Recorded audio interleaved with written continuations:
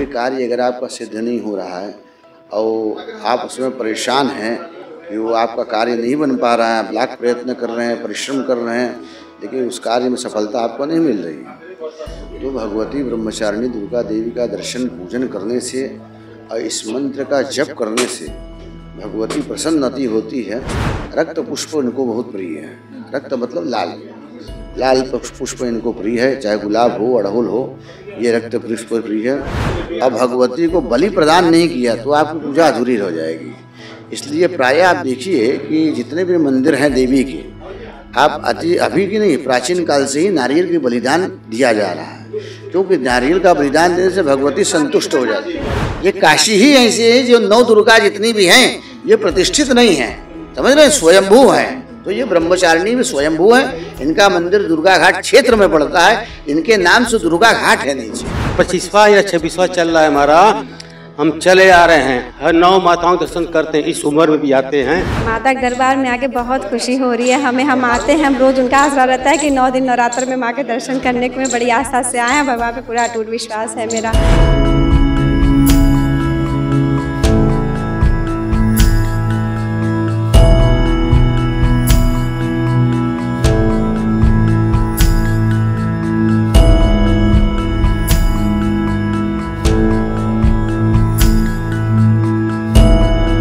नमस्कार, मैं हूँ प्रियंवदा तिवारी और आप देख रहे हैं तिलक पत्रिका। आज है शारदीय नवरात्रि का दूसरा दिन और अभी हमारी मौजूदगी है माँ ब्रह्मचारिणी के मंदिर में। और आप देख सकते हैं सुबह से श्रद्धालुओं की बड़ी संख्या में भीड़ लगी है। ये मंदिर बहुत ही प्राचीन है और किस तरह से आप देख सकते हैं सुबह से जो श्रद्धालु हैं माता के दरबार में हाजिरी लगाने के लिए उमड़ पड़े हैं। कहा जाता है कि ये जो मंदिर बहुत ही प्राचीन है और मंगला आरती के बाद से ही जो मंदिर का पट है श्रद्धालुओं के लिए खोल दिया गया है और इस मंदिर में बहुत ही दूर दूर से भक्त आते हैं माता जी के दर्शन करने के लिए। तो अभी हम कुछ श्रद्धालुओं से बातचीत करते हैं और यहाँ के जो मंदिर के पुजारी थे उनसे बातचीत करते हैं, जानने की कोशिश करते हैं इस मंदिर के बारे में, क्या महत्व है और कितना प्राचीन मंदिर है, भी उनसे हम समझते हैं।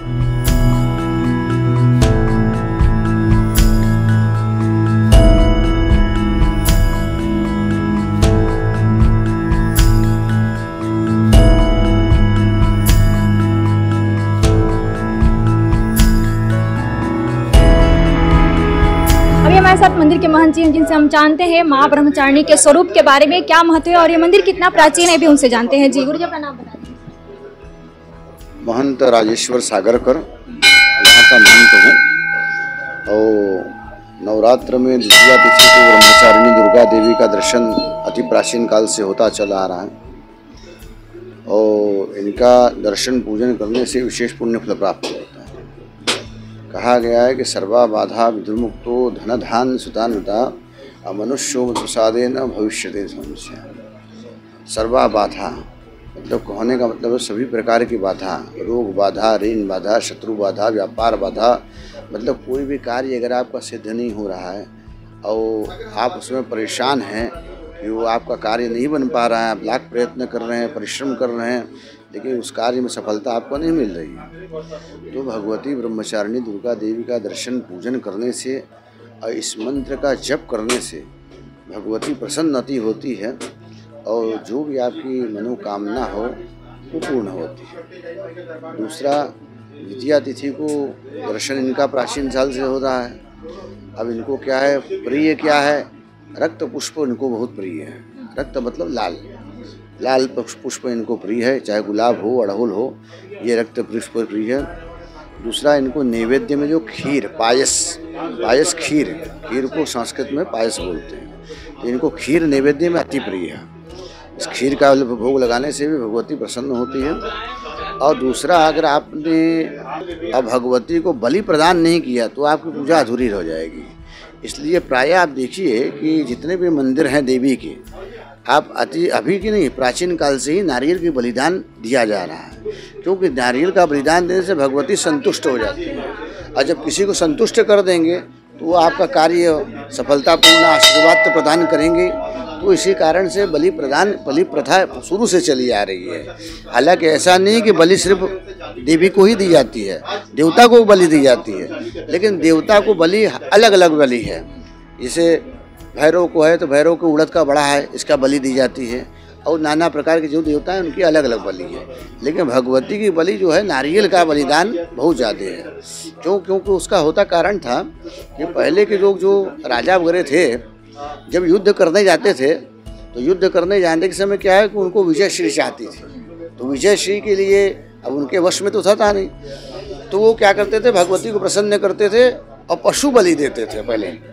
लेकिन प्राचीन काल से धीरे धीरे समय बदलता गया, सब राजा वगैरह का जितना है समय बदलता गया, तो वो नारियल का बलिदान हो गया। तो नारियल का बलिदान करने से मनुष्य को विजय श्री की भी प्राप्ति होती है कि कार्य में सफलता नहीं हो रही है आपको, और भगवती को अगर आपने नारियल बलिदान करके संतुष्ट कर दिया तो भगवती आपका सभी कार्य जितना भी रहता है विलंब से भी हो सब पूर्ण हो जाता है। और दूसरा क्या है कि सप्तशती पाठ लोग कहते हैं, सप्तशती, सप्त मतलब 7, सती मतलब 100, 700 श्लोक है उसके अंदर, उस पुस्तक के अंदर, इसलिए उसका नाम सप्तशती पड़ा। लेकिन चूंकि क्या है कि सप्तशती श्लोक आज दुर्गा पाठ इतना लंबा है, 13 अध्याय है उसके अंदर, उतना समय आदमी के पास नहीं है कि वो कर सके स्वतः बैठ के। तो हम तो यही कहते हैं सभी प्रत्येक मनुष्य से कि सिद्ध कुंजिका स्तोत्र है भगवती का, जो भगवान शिव ने पार्वती को दिया था, कि उसमें कहा गया है कि अति गुह्य तरम देवीम देवानाम अभी पार्वती, भगवती को भगवान शिव ने उनको पार्वती दिया। और कहा गया उसमें कि दुर्गा पाठ फलम लभेत, मतलब जो दुर्गा पाठ नहीं कर सकते हैं वो अगर सिद्ध कुंजिका स्तोत्र का भी अगर पाठ करते हैं तो आपको उतना ही फल मिलेगा। ये भगवती का मंत्र। जो माता जी का स्वरूप है दूसरी बात हम आपको बता दें कि जो मेघनाथ था, रावण का जो पुत्र था, समझ रहे हैं ना, उनकी जो कुल देवी थी वो नुकुंबला थी। तो वो इसी मंत्र का द्वारा, ये नवार्ण मंत्र में एक महामंत्र दिया गया है, वो समझ रहे हैं ना। तो भगवती का मंत्र है नवार्ण मंत्र, वो 9 अक्षर का है, ये दुर्गा सप्तशती में है। लेकिन जब शुद्ध कुंजिका स्तोत्र में जाएंगे तो वो अक्षर बढ़ गए हैं, और उसी मंत्र का जप करने से उसको सभी सिद्धियां प्राप्त की थी। जिस सिद्धियों से मतलब समझ लीजिए बड़े बड़े देवताओं को परास्त कर देता था, इंद्र तक को उसने परास्त कर दिया, ये भगवती निकुंबला की आराधना से। तो दिव्य शक्ति की उपासना बड़ी श्रेष्ठ बताई गई है। तो बिना शक्ति की उपासना से नहीं होगा, काम नहीं होगा। अब हम ही हैं, अब हमारे अंदर शक्ति ही नहीं रहेगी तो हम आपसे क्या वार्तालाप करेंगे। तो इसलिए भगवती की उपासना करने से शक्ति प्राप्त होती है, और जब तक शक्ति नहीं रहेगी तब तो आप कुछ नहीं कर सकते ना। जो माता जी का स्वरूप है बेहद शांत तपस्विनी, उनके बारे में थोड़ा सा विस्तार। ऐसा है भगवती का ये तपस्विनी स्वरूप है, ये क्यों है कि भगवान शिव को उन्होंने पति रूप में प्राप्त करने के लिए तपस्या किया था, कि ऐसा है कि हमको पति रूप में भगवान शिव प्राप्त हो। तो भाई शिव को प्राप्त करना इतना आसान तो था नहीं, समझ रहे हैं। तो उन्होंने बहुत हजारों वर्ष बहुत लंबी तपस्या किया है भगवती ने। तो भगवती ने जब लंबी तपस्या किया तो भगवान शिव उनको प्रकट होकर वरदान दिया, तब जाकर के वो आगे सती भई हैं, पार्वती भई हैं, ये सब उनको जो है उनका लीला है, उनकी पत्नी भई हैं। तो ये भगवती बाल्य अवस्था में 7-8 वर्ष की अवस्था में, कुमार अवस्था में जो है उनकी तपस्या किया भगवान शिव की। तो इसलिए जो है भगवान ने जो है उनको वो कहा गया।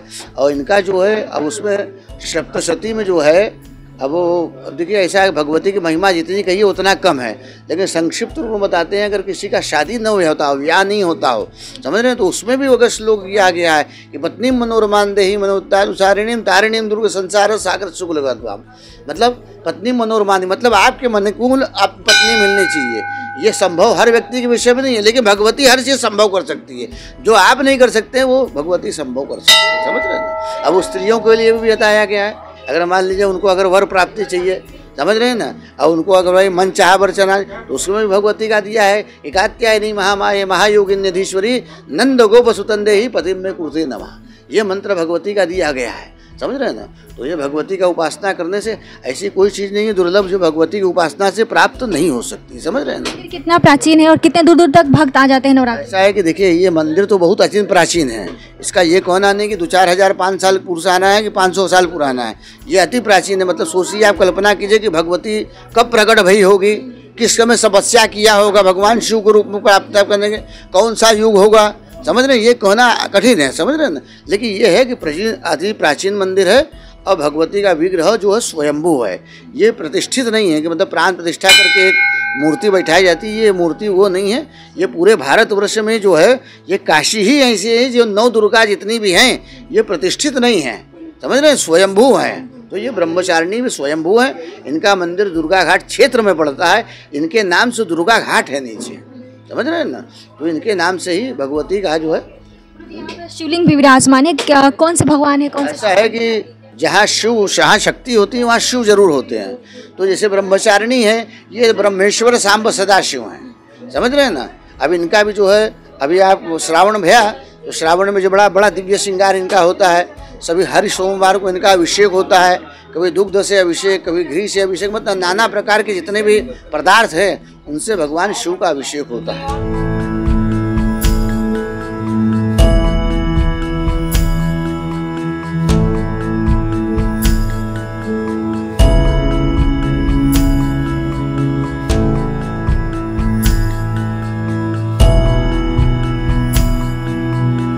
अभी हमारे साथ कुछ श्रद्धालु हैं जिनसे बातचीत करते हैं। यहाँ पर आए हैं माता जी के दर्शन करने, लेकिन उनसे जानते हैं क्या अनुभव है उनका। माता के दरबार में आए हैं, कितनी आस्था है मन में, क्या करें? बहुत आस्था है, माता शेरा वाली बहुत शक्ति।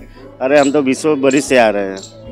हाँ, नए नवरात्रि में हम लोग का हर 6 महीने पे होता है दर्शन, आते हैं माता के। चलिए, और भी कुछ श्रद्धालु हैं जो कि लाइन में खड़े हैं माता जी के दर्शन करने के लिए। अपना नाम बता दीजिए। मधु केशरी। अभी काशी से हैं? हाँ, माता के दरबार में आई है, क्या कहना चाहती हैं? कितनी खुशी हो रही है? माता के दरबार में आके बहुत खुशी हो रही है। हम आते हैं, हम रोज़ उनका आसरा रहता है कि 9 दिन नवरात्र में माँ के दर्शन करने के में बड़ी आस्था से आए हैं। भगवान पे पूरा अटूट विश्वास है मेरा, इसी बस श्रद्धा से आए हैं हमारे। कितने सालों से आ रही हैं? मैं तो आती हूँ, काशी की हूँ, तो हर साल नवरात्र आता है तो आती हूँ। क्या क्या ली है माता के चढ़ावे में? माँ के चढ़ावे में मैंने अड़हुल का माला लिया हुआ है और ये दही हाथ में लिया हुआ है दर्शन करने के लिए। 9 दिन आएंगे बस? आज नहीं आऊँगी, माँ के अगर बुलावा रहेगा तो 9 दिन आऊँगी। बहुत शुक्रिया। ठीक है, आप भी हर हर महादेव। बालचंद खत्री। माता जी का दर्शन हुआ क्या? हाँ, दर्शन बहुत बढ़िया हुआ, बहुत बढ़िया, बहुत बढ़िया। क्या कहना चाहते हैं माता के स्वरूप के बारे में? सब ठीक है, सब खुश रहे, परिवार हमारा खुश रहे। मांगिए माता से। माता आसमान के थोड़ा कष्ट दूर हो जाए। नारियल भी आप ले जा रहे हैं अपने घर के? माता ने कुछ चढ़ा दिया? चढ़ा दिए हैं और नारियल थोड़ा खराब निकला है। चढ़ाते हैं नारियल, इसके पीछे घर परिवार खुश हो, संकट दूर हो, बाल बच्चे खुश रहें, पूरा देश भी खुश रहे, अच्छी बात। कितनी आस्था है माता रानी? बहुत। हम 25 साल हो गए आते हुए हमको। 25 साल में 25वां या 26वां चल रहा है हमारा। हम चले आ रहे हैं, हर 9 माताओं के दर्शन करते हैं, इस उम्र में भी आते हैं, आगे भगवान की इच्छा। बहुत बहुत शुक्रिया आपका। काशी जो है विश्व की आध्यात्मिक सांस्कृतिक राजधानी है और इसको पूर्ण तीर्थ भी कहा गया है।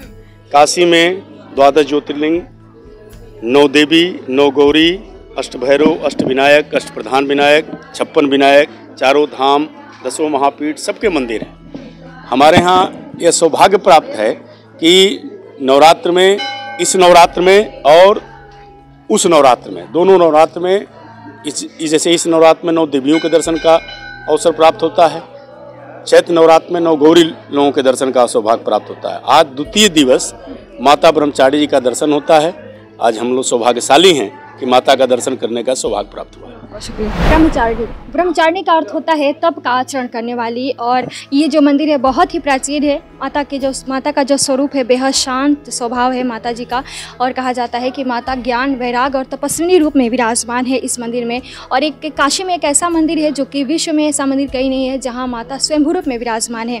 कहा जाता है कि अगर किसी व्यक्ति की कुंडली में चंद्रमा दोष होते हैं, यानी उनके चंद्रमा कमजोर होते हैं, माता जी के नियमित दर्शन पूजन से उनके जो चंद्रमा है वो भी मजबूत हो जाते हैं, क्योंकि माता के मस्तक पर अर्ध चंद्र विराजमान है। मंदिर बहुत ही प्राचीन है। और कहा जाता है कि अगर किसी बच्चे में मानसिक विकार होते हैं, अगर किसी को संतान की प्राप्ति नहीं होती है, इस मंदिर में आने मात्र से, माता जी के दर्शन पूजन करने मात्र से सारी जो समस्याएं हैं दूर हो जाती है। और आप देख सकते हैं कि किस तरह से श्रद्धालुओं की बड़ी संख्या में भीड़ लगी हुई है। और ये जो मंदिर बहुत ही प्राचीन है, इस मंदिर का उल्लेख हमारे पुराणों में मिलता है। कहा जाता है कि माता भगवान शंकर को पति रूप में पाने के लिए बहुत ही कठिन तपस्या की थी। और ब्रह्मचारिणी जो कि जब और उनके एक हाथ में जप की माला है और दूसरे हाथ में कमंडल है, यानी माता तपस्विनी के रूप में विराजमान है। तो आप देख सकते हैं किस तरह से जो श्रद्धालु हैं बहुत ही आस्था के साथ और बहुत ही विश्वास के साथ इस मंदिर में आ रहे हैं।